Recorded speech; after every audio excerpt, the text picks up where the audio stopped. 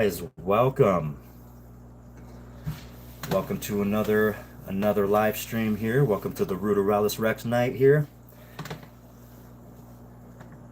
All right, we're going to be talking about old school versus new school cannabis strains, guys.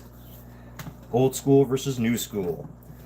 I'll talk a little bit about the old school, a few of them. I'll name a few of them off, and then I'll go into them and stuff like that and talk about them. And yeah, definitely, guys, we got a good one here. I'll give it a couple minutes and let some people come in.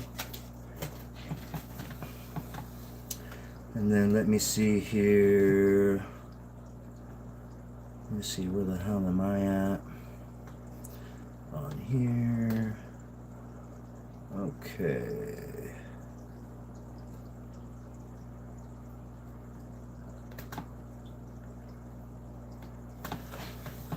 All right, guys, I'll give it about another minute or two before we start.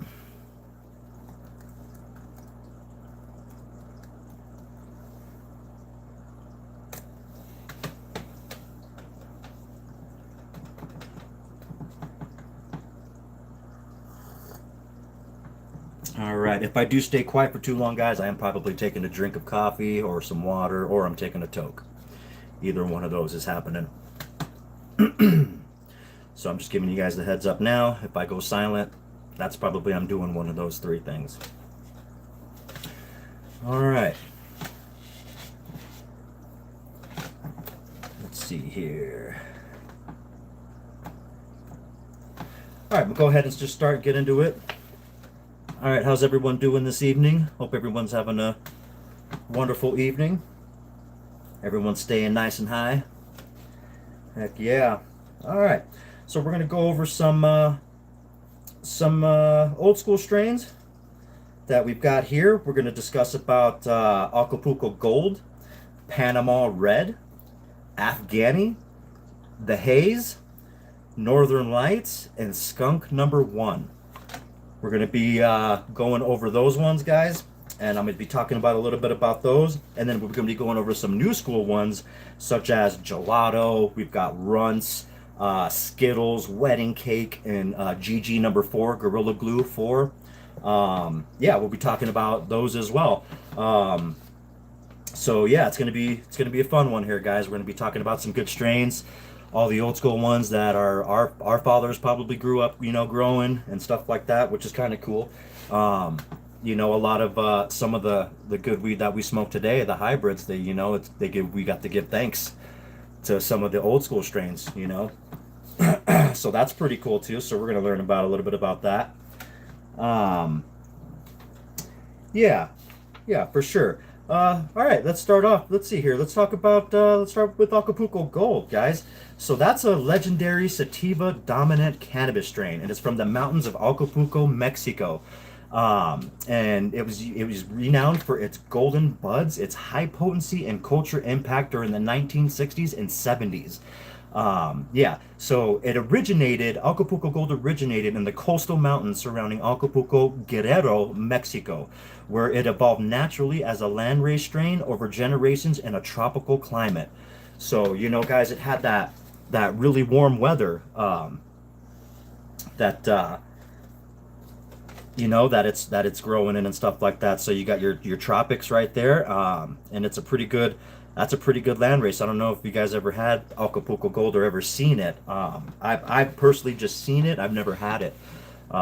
So I mean, maybe one day that would be cool if I got my hands on it. I mean, I think it would be watered down though, in genetics wise. But still, that would be pretty cool. So yeah, it's 80% sativa, 20% indica. And it was reportedly developed by crossing a native Mexican strain with a Nepalese indica. Now, this strain thrives outdoors under Mexico's intense sun and Pacific breezes, which contributes to the distinctive golden amber coloration and potent effects that the buds have on stuff like that when you see them when they grow out. You got its terps are very peppery. It's got a citrus aroma. The TH levels, they're averaging about, I guess, the highest I think they would hit about 24%. that you would probably, I think that would be the norm. You would see a land race hitting, especially if it's been growing for, generations and generations out, out in the same plot, same field, um, and same area, the same tropical climate and stuff like that. And so Acapulco Gold, guys, it first appeared in the United States in 1964, and it's quickly gained its reputation for its high potency and unique flavor. It had the terps. And then by the mid 1960s, it became a symbol and quality of cannabis embraced by counterculture movement and popularized by travelers, hippies, and cultural icons. Yep, they made it pretty popular. Just like today, you got a few strains that are out today. I'm sure. I can't really think of some off the top of my head that rappers really go off of or smoke, but there's some out there, that rappers will, they promote their own line of weed and stuff like that to try to make it popular and stuff like that. Celebrities will push their stuff out and stuff like that. Well, that happened too here with this strain, Acapulco Gold. Except not only did it happen with high class, cultural icons, but I mean, like I said, you got travelers, you got hippies, you got just your everyday random, people, which is pretty cool. And yeah, I think that's pretty awesome. Its name derives from the golden hue of the buds and its origin near Acapulco, so making it a memorable and marketable strain. This strain was referenced in pop culture, including Cheech and Chong's 1978 film Up in Smoke, and the literature by authors such as Hunter S. Thompson and Oscar Zeta Acosta. Yeah, so you've got, Acapulco Gold was a hit, man. People loved it. A lot of people enjoyed it. They loved that golden amber, those golden amber buds. I mean, who wouldn't? Back in the day, especially, back in the day, weed wasn't really that potent. So for you got land races to go up that high. That was some pretty killer shit for some people back in the day. My dad used to tell me all about Tide Stick and stuff like that, which was pretty cool. That he used to smoke that and some other stuff. I can't remember what that other strain was, but it was another old school one too. And just learning about it, was actually, pretty cool. All the strains and different strains that my dad used to smoke, and just how different from the weed back in the day was to what we have now. So yeah, so that's cool. All right, yeah. So hey guys in chat, let me know in chat if you guys ever smoked any legendary old school strains, guys. Let me know if you guys have had any, or if you have currently have them. That'd be pretty sick with it. That'd be cool. Let me know.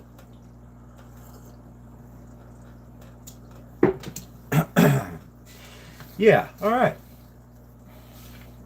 So we got Acapulco. Talked a little bit about that. We got that out of the way. Now we're gonna go and jump onto some Panama Red. So I don't know if you guys ever heard of Panama Red. Let me know in chat right now if you guys have ever heard of Panama Red, if you guys ever smoked it, know where it comes from, stuff like that. Yeah, give me a holler out here in live chat. Let me know. Let me know, guys. And depending on how this live stream goes, guys, might be having a giveaway. Might do a giveaway here. So that'd be really cool. Yo, Kickstream, how's it going?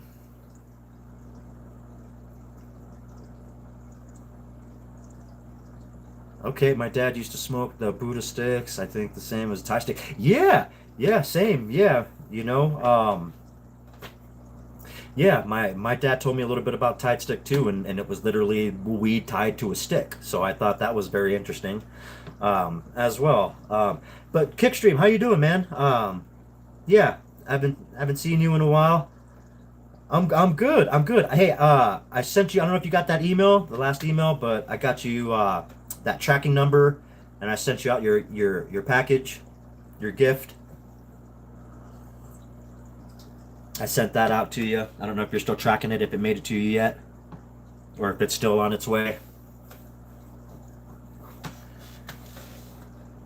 But yeah, you had won the that Rolling Tin and the Ruderalis Rex pack.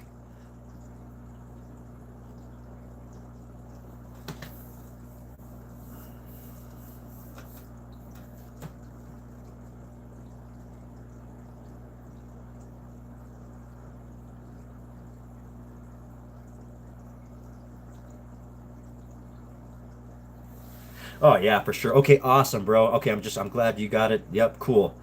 I'm glad you got it covered. Awesome, awesome. You got it tracking. Cool, awesome. I'm happy to hear that. All right, I'm stoked. I can't wait till you get it either. Because talking about, oh yeah, don't worry about Streamlabs. It's tripping right now on there. Don't worry about that. Um, but yeah, getting back to it. So here's a fun, cool thing, Kick Streamer. Hey, you have the inside the Ruderalis Rex pack is the Landstrace Colombian Gold. And that's an old school. That's an old school 1-2. That's an old school land race, and that's what's in your package. So and these grow pretty big. So I hope you got plenty of room for them. Yeah, they get pretty. Yeah, yeah. At least when I got the seeds, that's what I was told.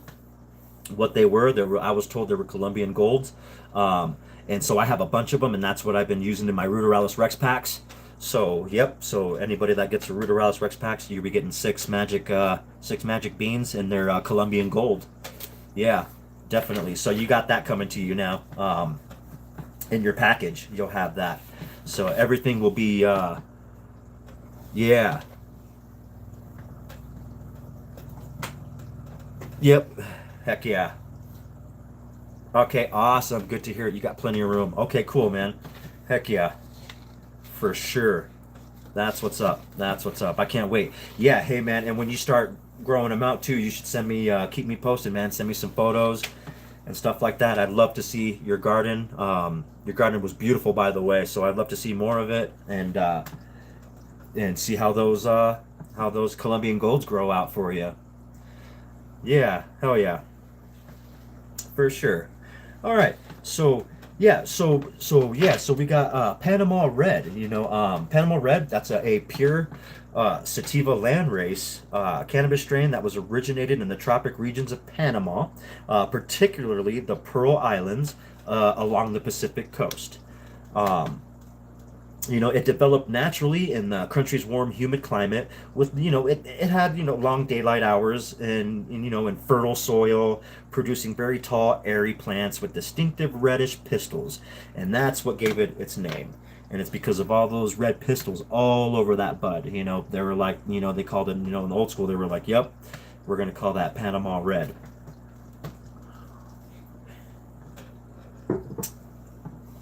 Yep. All right. And so it came to rise to fame. Panama Red did in about what the 1960s and 70s, and by the late 60s and throughout the 70s, Panama Red became one of the most sought after strains in the U.S. cannabis market, alongside Colombian Gold and Acapulco Gold. Along those two, it was prized in its stimulating, euphoric, and creative effects, often described as a daytime strain that boosted energy and mental clarity.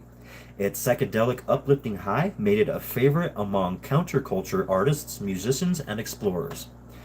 Heck yeah, I mean, this was very sought after strain. I mean, everybody wanted to get their hands on this.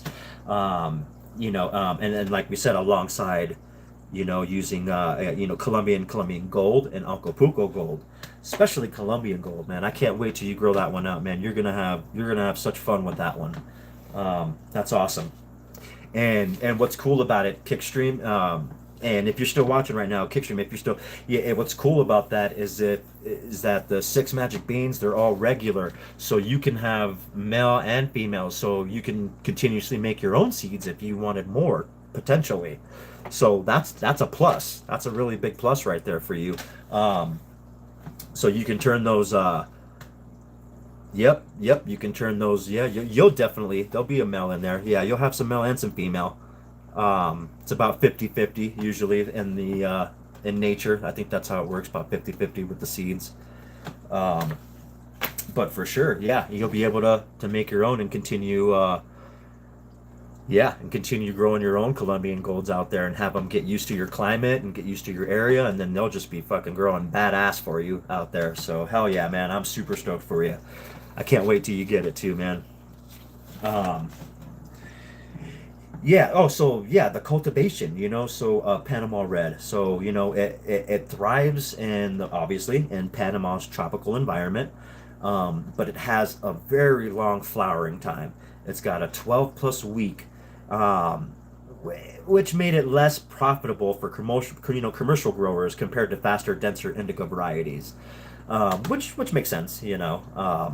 That strain's popularity, Panama Red, it peaked in the 1970s, but by the 1980s it nearly disappeared due to the economic pressure and the rise of the cocaine trade. It sure did, which shifted Panama's agricultural focus. Yep.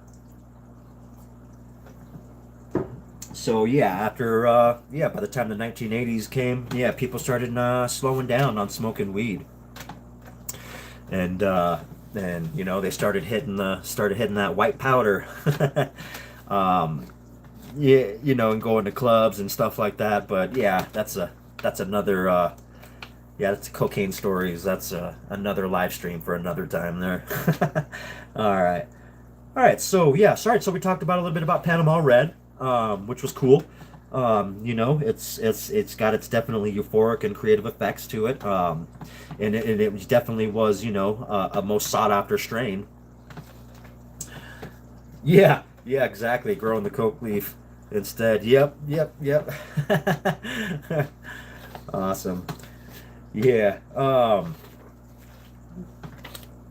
Yeah. So we're gonna talk about a little bit about Afghani now. So that Afghani Kush and stuff like that. Well, not the Afghani Kush, but the Afghani land race itself.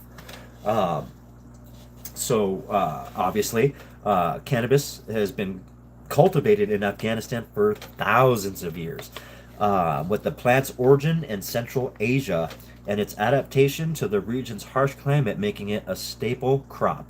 Early uses includes for fiber, seeds, and medicinal applications, but by the Middle Ages, scholars in Afghanistan and Persia documented hashish as an intoxicant, and farmers began selecting resin-rich female plants, creating a famed Afghan land races.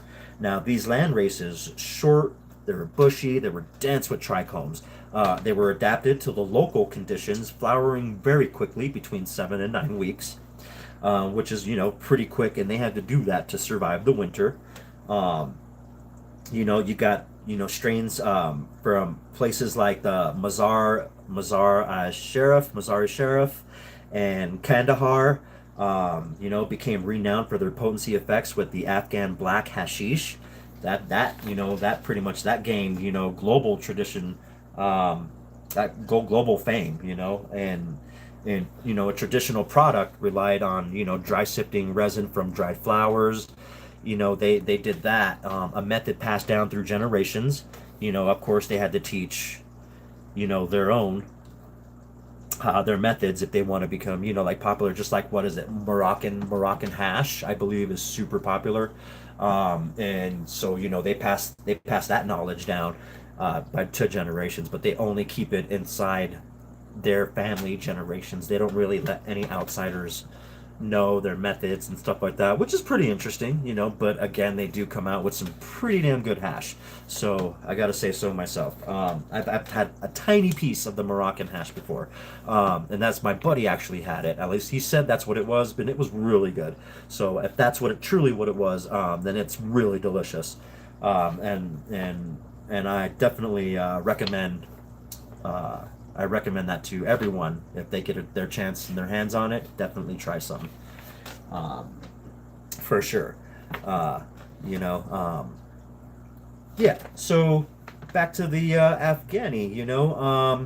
It was they passed down that method through generations. The dry sifting resin from dried flowers and stuff like that.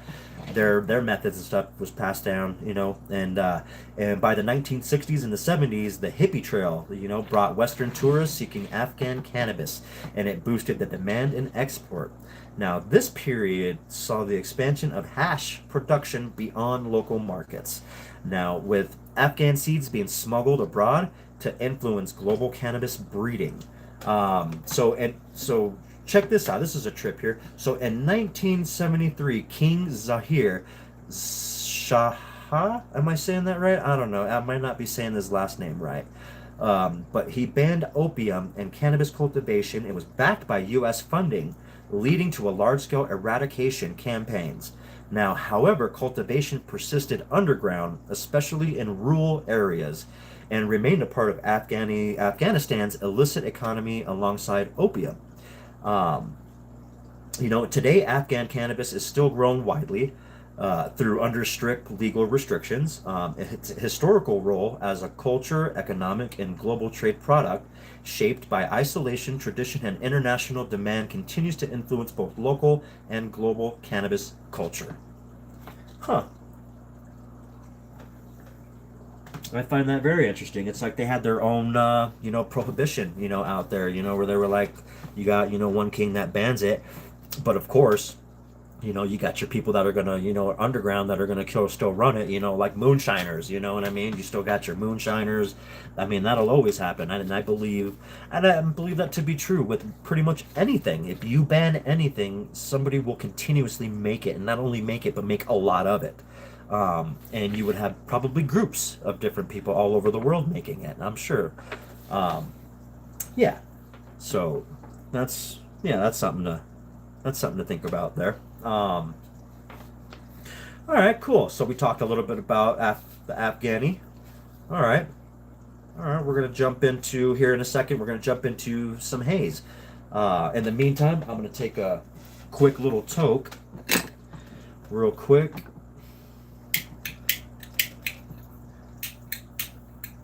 Let's see here. My lighter's not turning on here. Come on.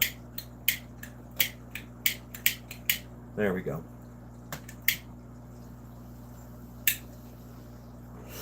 Damn, my lighter didn't want to work there for a second. Shit, how many clicks was that? It sounded like I was that fucking dude from Jurassic Park when the raptors.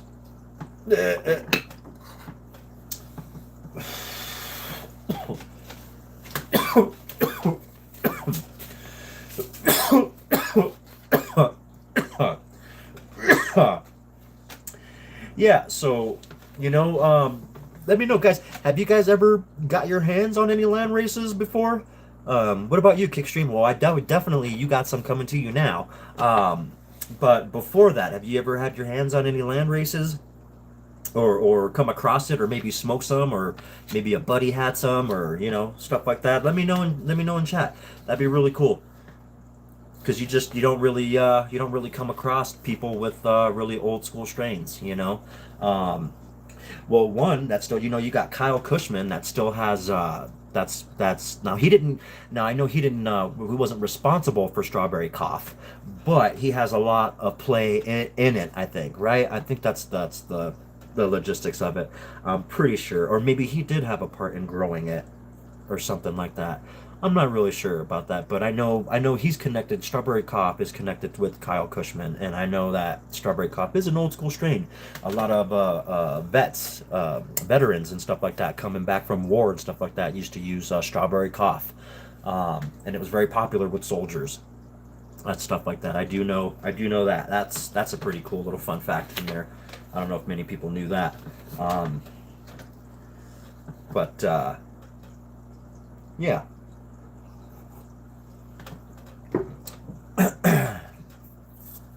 All right, so we're going to jump into a brief little history of haze. We're going to talk about the haze cannabis, and we already know haze, and haze is purely a sativa. It's the most iconic and influential strains in cannabis history, and it's known for its potent sativa effects, uplifting high, and rich terpene profile. Now, haze is originally from. What happened here? Not sure, bro. I bought some autos online or just found out my seeds and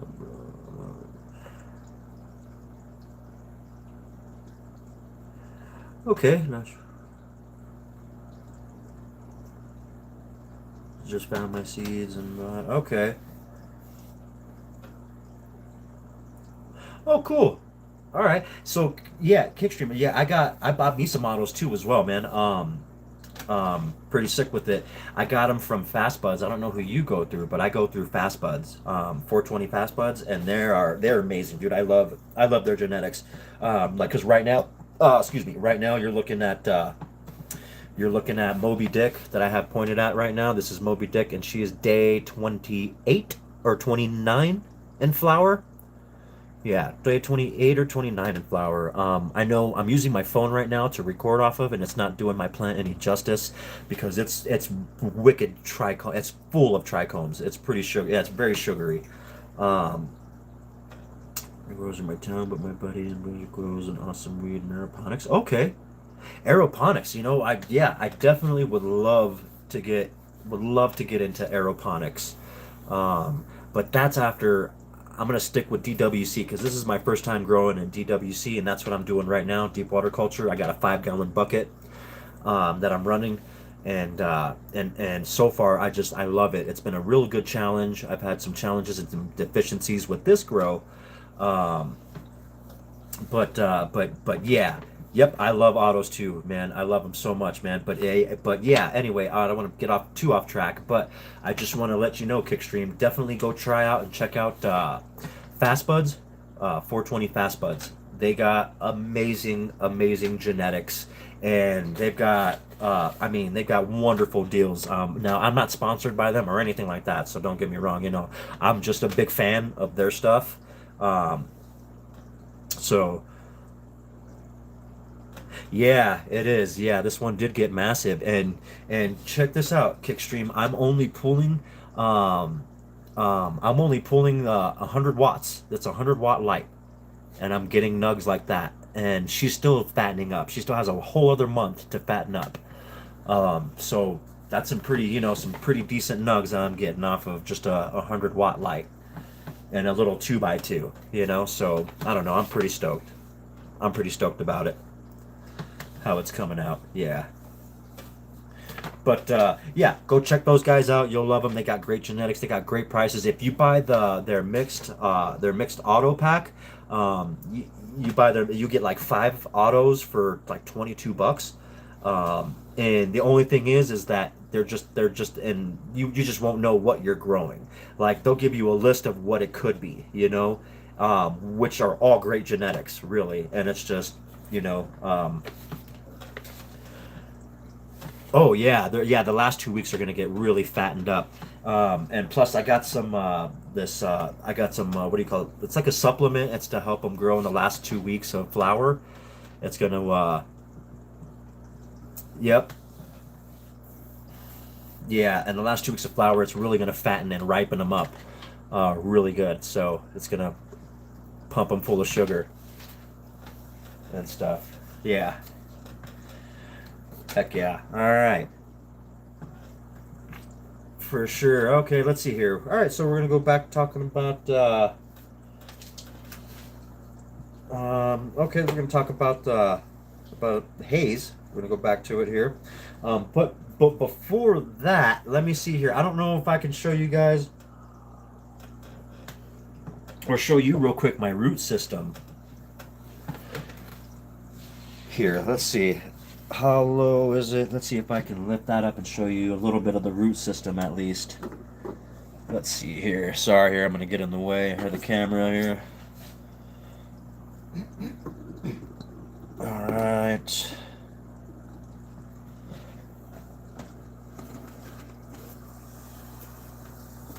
Let's see, can we see it? No, no, sure cannot. And I don't have it angled. Yeah, I don't have it angled that way. All right, well, I'll have to I'll figure it out, and I'll eventually show you guys the root system on that. So on harvest day, for sure, I will definitely chop that down and do pictures of the root system. It's pretty sick with it. Yeah, those roots are pretty. I got a lot of roots in there, which is cool. It's amazing. It's thriving. It's doing pretty good, even though I had a rough start with it. I had a CalMag deficiency, which started, and then I had pH fluctuations with this. So because this is my first time growing in DWC, so it's been a real fun experience. trying to keep everything in check and keep my environment in good relative, you know, conditions and stuff like that. And it's been really fun. I've been really enjoying the DWC, even though it's been pretty hard because there is no buffer, like at all. Once something goes wrong in there or a deficiency starts to happen, it shows immediately. So there's no, so when you got guys that are doing DWC and their plants are badass 100% healthy, then they know what's up. They know what they're doing. I give them props because it's pretty difficult to it's not like you just throw it in some soil and and walk away, water it, walk away, and you come, and the soil sometimes will have a buffer and lowering the pH or raising the pH, usually into the neutral zone. It does that on its own, really, kind of. Um, but in DWC, yeah, it's just you're just suspended in solution in water. So it's definitely a lot harder. That plant will show you its deficiencies immediately. So it's very hard to keep a healthy, happy plant in DWC. So I give props to all the DWC growers out there that are doing it, and stuff like that. But yeah, I definitely want to become a better DWC grower. So I'm gonna do definitely some more runs. I think I'm gonna spend the next year or two, nothing but DWC in autos and photos. I'm gonna end up doing some photo periods too. But for right now, I'm gonna run for the next year and a half. Will be nothing but autos. I'm gonna be running all kinds of autos, documenting everything. So it's gonna be real fun. And yeah, and as my channel gets bigger, guys, I'll be able to do a lot more giveaways. I'm almost to 300 subscribers, which is awesome. Thanks, guys. For all you guys subscribing to my channel, and you future subscribers. Thank you very much. I appreciate you guys. Just want to give that out, give a shout out there. Yeah.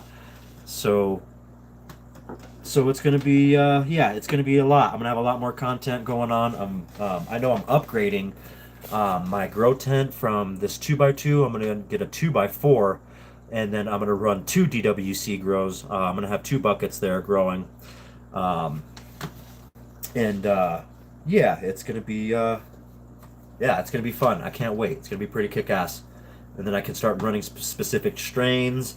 And then once, eventually, when I get my autoflower line going, I'm gonna do a mass seed drop to everybody, and then I want all of us to grow together the same strain, and then we'll all document it and stuff like that, and then do a little fun competition. Like someone at the end, whoever wins will get a beanie and a hoodie, with my logo and stuff on it, with the R&R and stuff like that. That would be I think that'd be pretty cool.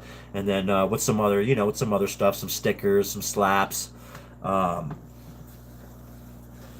Okay, when I breed some sour and banana seeds, I'll send you a bunch of ruby photo. Okay, for sure, dude. Yeah, and then I'll do the same, man. Definitely, Kickstream. Yep, I'll send you some shit that I have, or if I buy like two of the same strain or something, I'll send you one, and me and you, together or something. We can grow. I'll wait till you get it, and then we can pop both seeds together, and then we'll see how they grow in different sides of different sides of the world.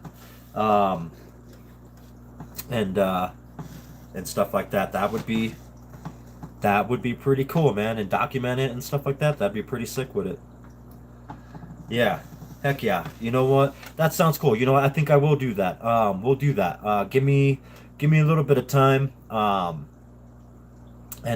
maybe about a month or two, and then I'll go to Fast Buds and I'll buy us a couple of autos, some really good shit, and then I'll send you an auto, and I'll send you some seeds, and then we'll go from there. And then just let me know when you get them, and then we'll both start popping them. We'll germinate them at the same time, and then we'll get them, and then I'll put mine in DWC, and then you can put yours, however you grow yours, however your style is too. You can do that for sure, and then we'll go from there, and then we'll just document it and see how the same strain grows in different area. That'd be pretty cool.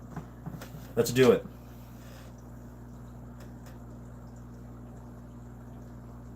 Cool. All right. Cool. What who do you go through with your grow tent and your LED light, especially like your LED light? who do you go through there? I like Spider Farmer. I'm a Spider Farmer fan. I really like their gear and stuff. I think it's pretty cool. I wonder who do you like to go through?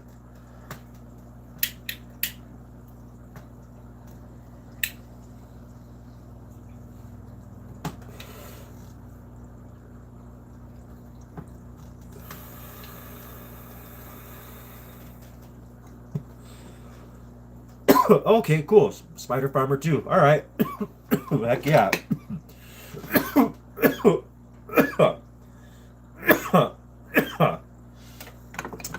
Yeah, for sure. Yeah, it is. Yeah, Spider Farmer is boss, man. I love Spider Farmer. Their shit's always pretty good. They last a long time, a pretty good, decent time. Before you gotta, do anything with them and stuff like that. So yeah, I'm a big fan of Spider Farmer. But yeah, let's see here. You're gonna send. What is it? You're talking about sending. Yeah, I got some extra Northern Lights. Okay, cool. For sure. Yeah, man. If you want to send some Northern Lights, we can do a Northern Light run. Um, I have two Mendo dope, or Mendo Frosts. Um, and those are from Fast Buds. I have two of those, and I wanted to run the Mendo. I don't know if you're a fan of Mendos, but I wanted to run the Mendos on this next one after I do Moby Dick here, after this one comes down. So maybe, but it would be when I come back after in September. So it would be around the end of September or the beginning of what? Yeah, let's see. Yeah, probably the end of September is when I would want to start to grow the Mendo. So that's plenty of time for me to go and send it to you. So actually, Kickstream, I can send you a Mendo a Mendo seed. It would be one though. It'd be one auto seed. I can send that, and we can both run it at the end of September when I come back. I gotta travel somewhere, and then when I come back, then I can start another run. Um, huh. Let me think about that one. Let me see. Let me look at my funds and see if I'm able to do that right now. And if I can, I think I might still have your email. I can get back to you. I'll shoot you an email and let you know. And then and if I send it, and then I'll give you a tracking number on that one if I send it out. So for sure it's gonna happen. We're definitely gonna do this Kickstream. It's just a matter of when it's gonna happen. So this is definitely something I want to do. This is gonna be really cool. um, Definitely document it. We'll grow the same thing and document it, and go from there. Yeah, man. And I think a bunch of people would be interested in seeing that, and seeing those grows. So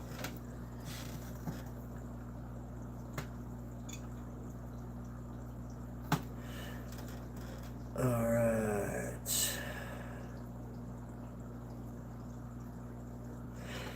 Oh yeah, yeah, Kickstream. You can check them out on Fastbuds 420, and it's Mendo Frost. I guess it's award winning. Um, yeah, you could definitely check out that strain. It's award winning. So, and I got two of them. So definitely, I definitely want to grow it out, especially if it's called Frost. And then if I do it in a DWC, I'm pretty sure I can get that thing Frosty the Snowman on that. Heck yeah.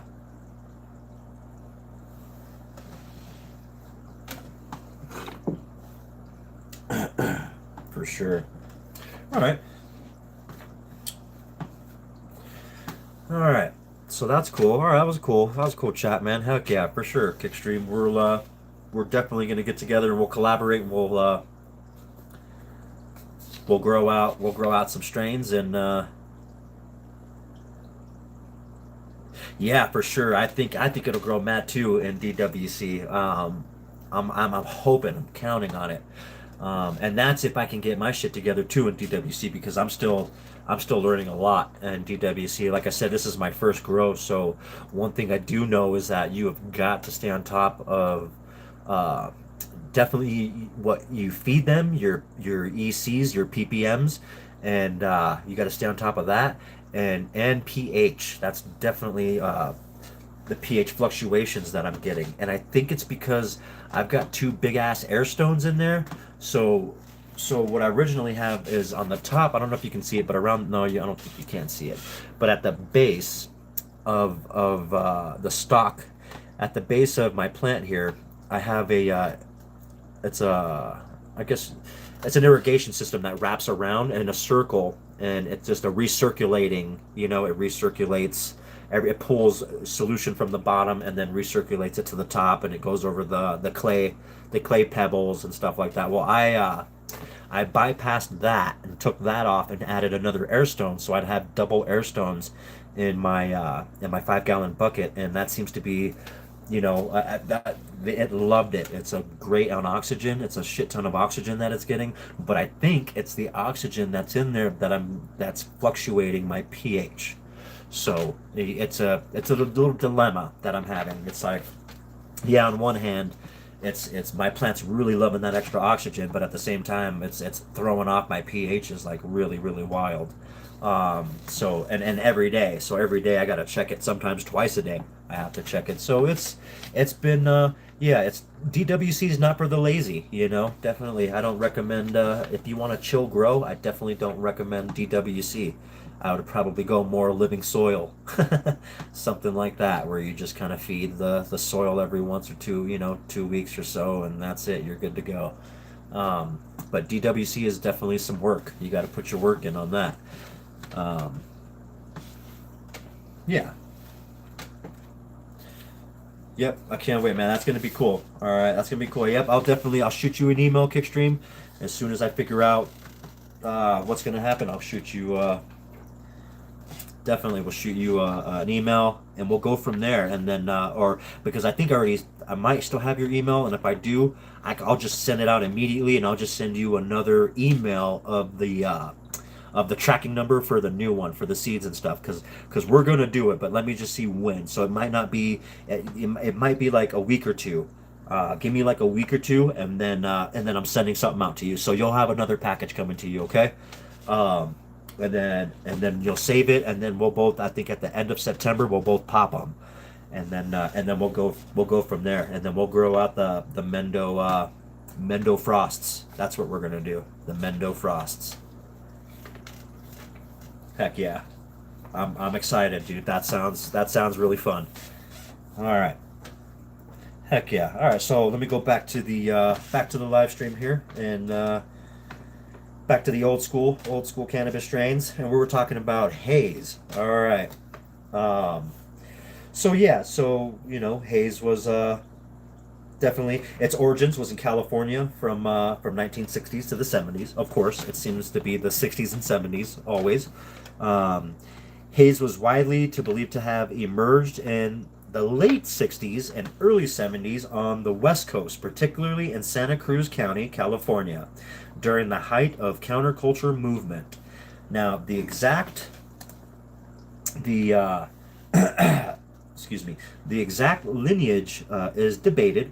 But most accounts agree it was a cross of tropical landrace sativas from Colombia, Mexico, India, Thailand. You know, you got stuff like, from there. That's where it was debated. Where they think that's where a lot of it was crossed from and came from. Which I don't think they're wrong. I think that's pretty much on it. I think. They had two local breeders. They were later called the Hayes brothers. They selected late flowering plants with distinctive scents, cultivating them in greenhouses, to finish flowering in the winter. Early phenotypes included purple haze, silver blue haze, and lime green haze. Those are all early phenotypes, that they had, which is wow, that's pretty cool. I didn't know about lime green haze. I know about silver blue and purple. Never didn't know about lime green. That's interesting. That's fun. That's cool to know.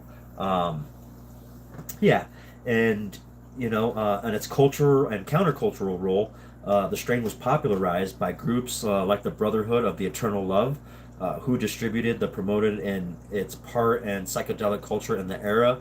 It became a connoisseur strain, selling for hundreds of dollars per ounce in the 1970s. I mean, imagine paying, a couple hundred, 2 to 300 for, an ounce in the 70s. That's a lot of money. But if you did, I'm pretty sure you were known as the man. I'm pretty sure you had the ganja for everybody. But nowadays, I don't know, an ounce. I don't know, Kickstream. How long does an ounce last you for? I mean, personally, me, I can smoke an ounce. Let's see, in about, I'd give it maybe 2 weeks, or no, not true. Less than that. I think it'd be about a week and a half. I do smoke. I'm a smoker. So about a week and a half, an ounce would last me. I think. But then if I have, and that's just me by myself, but if I have help, oh, maybe just 3 or 4 days, then it's gone. Yeah. Okay, for sure. 4 to 5 days. That sounds reasonable. Mm-hmm. Yep. That sounds reasonable. Me, I think I would be a little bit longer, I think. I don't know. I don't know, actually. I probably need to see how much I do smoke. I know I smoke a lot, that's for sure. But I don't know. I love my cannabis. I love weed, man. I smoked it since I was 12 years old, and I've never looked back. Been a drinker here and there, but it's not really my thing. Alcohol was never really my thing, so never. I'd always quit it. Um, okay, heck yeah, for sure. Me too, man. I do too. I do smoke. I can't smoke all day because of my job. But before I work, I'll smoke. After work, for sure, I'll smoke. Uh, so yeah, I try to fit in there. My days off, hell yeah, I go crazy on my days off. Edibles and fucking, I'll light the grill, have fun, stuff like that. Um, and just smoke all day, put on some jams. Heck yeah, that actually sounds pretty fun right now. Light the grill, throw on some jams, and just get stoned. Yeah. So the challenges that Hayes had, it was difficult to grow commercially in California due to its tall stature and long flowering time. So a lot of cultivators didn't really, they didn't really want to mess with stuff that strains that took way too long in flowering time. Um, and say, bro, weed is the best. It saved me from hard drugs. Yeah, same here, man. Yep. That's why I love my weed, and that's it. That's all I'll ever do. Just smoke my weed, and that's it. But I love it. Yep, same here, Kickstream. I'm the same way, man. I love it. I'm never. I'll smoke to the day I die. You know what I mean? For sure. Like I'll be an old man still blazing it. I hope to be an old man and still blazing it. So, you know. But I think there's a lot of medicinal benefits that we still don't fully know about cannabis. I don't know, I just know that I feel it in my heart that it's meant to do good. Like we were meant to have this. you know, um, I don't know. I don't know if it sounds weird or not, but I feel like, when I look at it and I'm like, yeah, like it looks it looks like a fucking alien plant compared to all the other plants that we look at all over the world, and this one really has this very distinctual. It sticks out, so I think it's like a I don't know, like a red flag but a green flag for us at the same time. It's like to get our attention because it looks very alien like. Yeah, yeah, I don't know. Yeah, I'm just rambling now. I'm all stoned. um but for sure, now back to the haze. So haze, it had a global influence. Now once it was in Europe, haze's genetics spread worldwide, becoming a parent strain for many modern sativa hybrids. Its terpene profile rich in terpenoline, something like that, and limonene, and and other terp profiles and stuff like that. So it contributes to its incense, its citrus, and its hardwood aromas. Definitely has the hardwood aromas. That's what I hear a lot. That haze has. Um, Haze remains a foundational strain in cannabis breeding, symbolized a fusion of global landrace genetics and cultural exchange in the 1960s and 70s. It continues to inspire both classic and modern cultivars, cementing its place in cannabis legend. Hmm. Well, but I get it. So so by the late 1970s, it was a risk. It was fading from the view of Dutch breeders that revived it. So it started to decline, of course, and just like every good thing, every good strain, everything comes to an end at some point, and then you have something else that comes along, which is just even more better and more badass. Because that's just what us humans do. We go look for the next best thing. We don't stop. Uh, at least not when it comes to cannabis and breeding. You just got a lot of them that'll keep going. Especially when people think you've got that unicorn, and you do have a unicorn. Some people will definitely uh, start to breed that with other things and trying to see if they can even come up with something even more better. So I mean, it's pretty amazing what we can accomplish. Definitely weed and cannabis, itself has definitely come along. It's come a far, far, far long way from back in the day. From all those strains that I'm talking about right now, and to the modern strains that we have now. Uh, it's incredible. I don't see it ever stopping. I just see it continuing, and I just seeing it getting better and more efficient. Um, yeah, I mean, I really do. Now, will genetics be watered down? For sure, for sure. They will be. Like you won't have 100% bloodlines. You can't call, like you wouldn't call a land race a land race. I mean, it's nowadays. I'm pretty sure it's got a hybrid, but if it's still skinny and tall, then it's a sativa leaning, hybrid. And it would still be a land race because, I mean, technically, back in the days, the land races were some of them were hybrids as well. So, eh, yeah, so you got, you don't really have your 100% sativa or your 100% indica. It's always, it's always a mix in the bloodline. Um, and which is cool, but it's just always going to get even more watered down as we go along into the future with cannabis, I believe. um, just because there's not too many. I mean, you've got strain hunters. For as a matter of fact, you got strain hunters. Those guys go around the world and they go to remote places and finding cannabis, untouched cannabis, and then they're getting that and taking it back and breeding with it. Now they're making their whole new strains and stuff like that, which is amazing and great.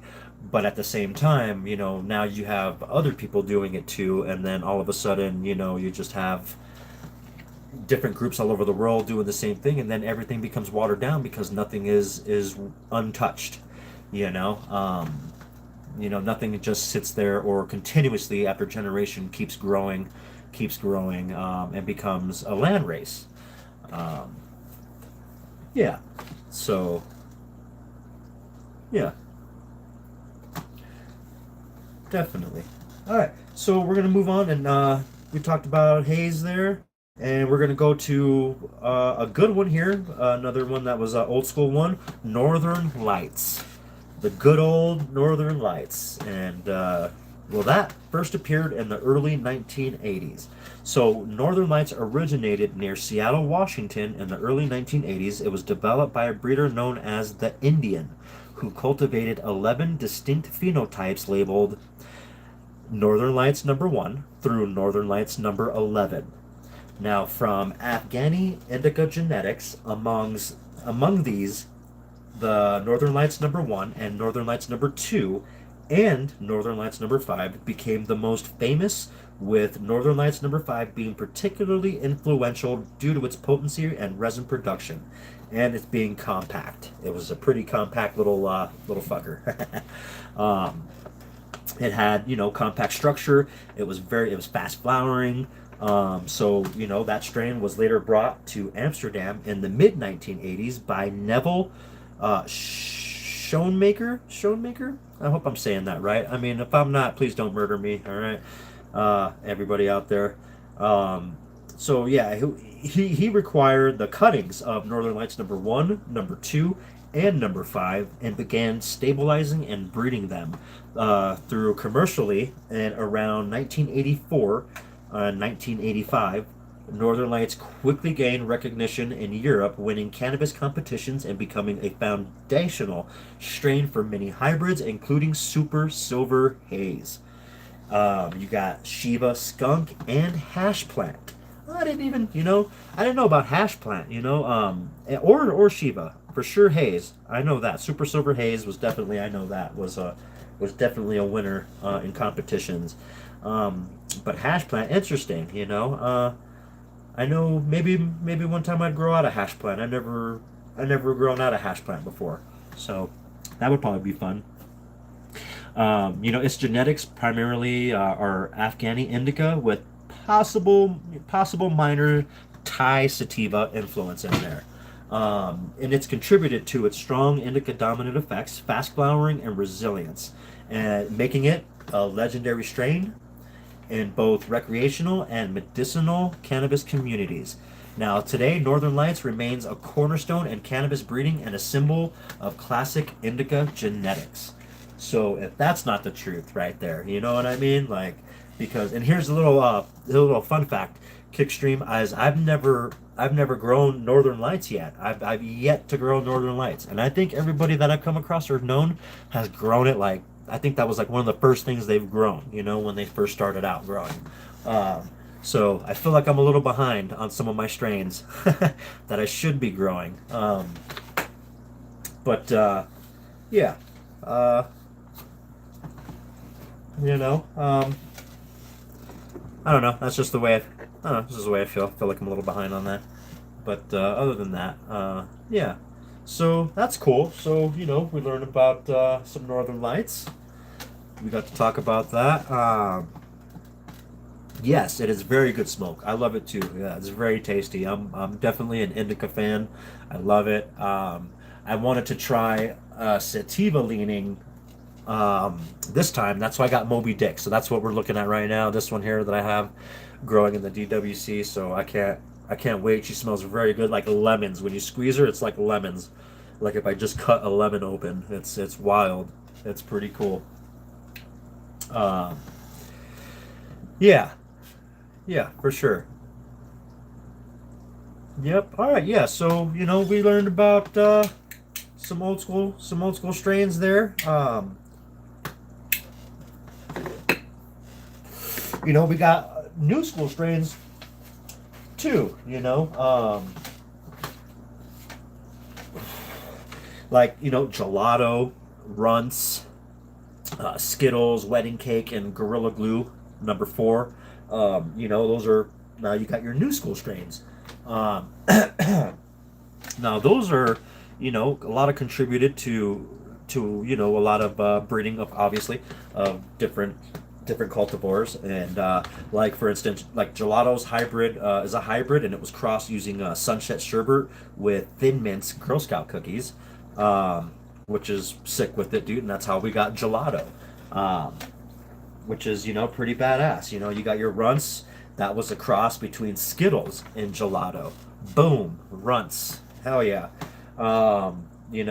Skittles, that was a cross between grape ape and grapefruit, and then you have Skittles.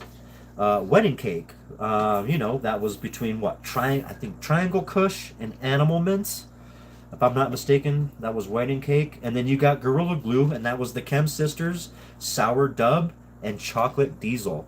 Um, those are, you got all that new shit, is crossed with all these, these fairly new cultivars that we're hearing now. They're not iconic as now what I listed is iconic. So now, if anybody said, hey, gelato, what gelato, you've heard of gelato. We have all heard of runts. We've all heard of Skittles. We've all heard of wedding cake, and we have definitely all heard of Gorilla Glue number 4.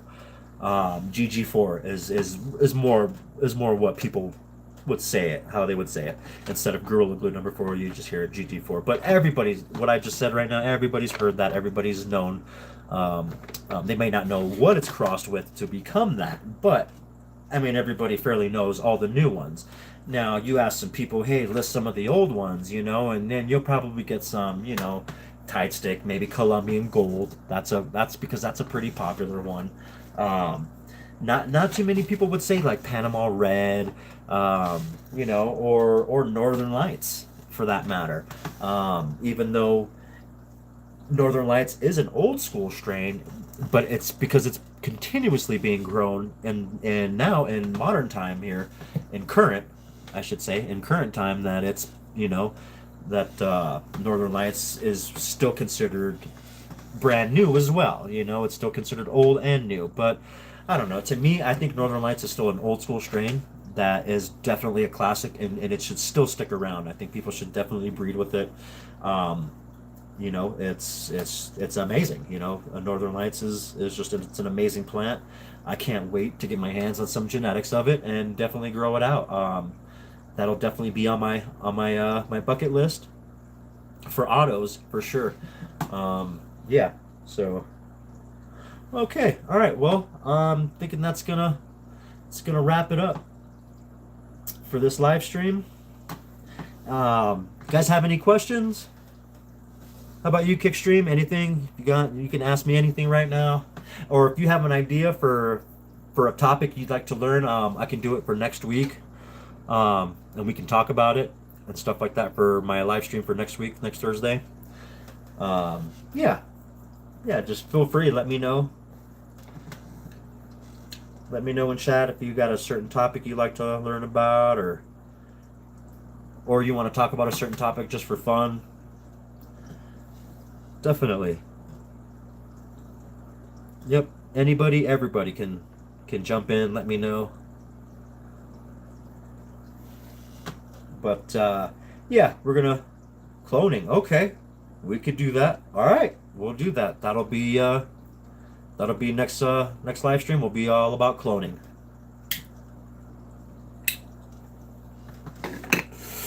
We'll definitely talk about the different types of cloning, different ways of cloning, and we'll talk about how cloning. I can get a little scientific on it too. If need be, we can talk about like how the root system starts to work, how it how it starts to grow, stuff like that. When it comes to clones and stuff, when they start to get rooted and stuff like that, solutions, because you got different cloning rooting solutions that you can use, stuff like that. But for sure, we're going to talk about that. I'm going to do a bunch of I'm going to do a bunch of research on it and get caught up on it, because I'm pretty familiar with cloning anyway, but I'm still going to do a bunch of research on it so I can become even more educated on it, enough to do the live stream for for you guys. So I'm definitely I don't want to come on and only know half the stuff, like, nah, I'm gonna know everything from beginning to end and make sure that I'm able to explain it to you guys. So that definitely will happen. All right, that'll be next Thursday's topic. We'll talk about cloning, and we'll even talk about cloning photo periods, and we'll talk about cloning autoflowers. Because believe it or not, people do it. People clone autoflowers, which is okay if they want to, sure. I wouldn't, but hey, that's the fun about being a grower. You can do whatever you want. So, sure, yeah. Okay, all right, guys. It's been a wonderful evening. I hope everyone's enjoyed this live stream. All right, I hope everyone has a great evening, and I'm going to go ahead and sign off now, guys. And then until next time, guys, much love, Gromies, and Kickstream. I'll shoot you an email here the next week or two, and it'll probably have the tracking number when I send it to you. Yep, when I send you out that seed, and then by the end of September, we'll get it cracking. So for sure. Okay. All righty. All right, guys. Much love.